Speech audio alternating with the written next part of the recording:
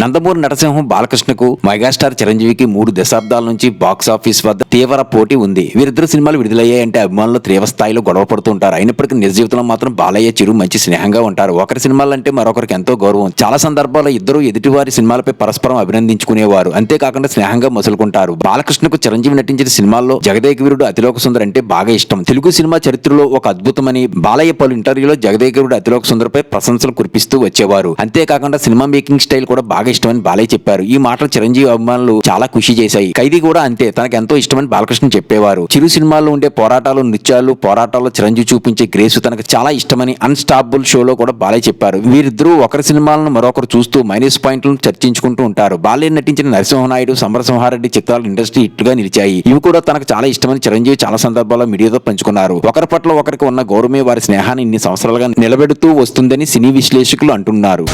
Like, subscribe చేయండి.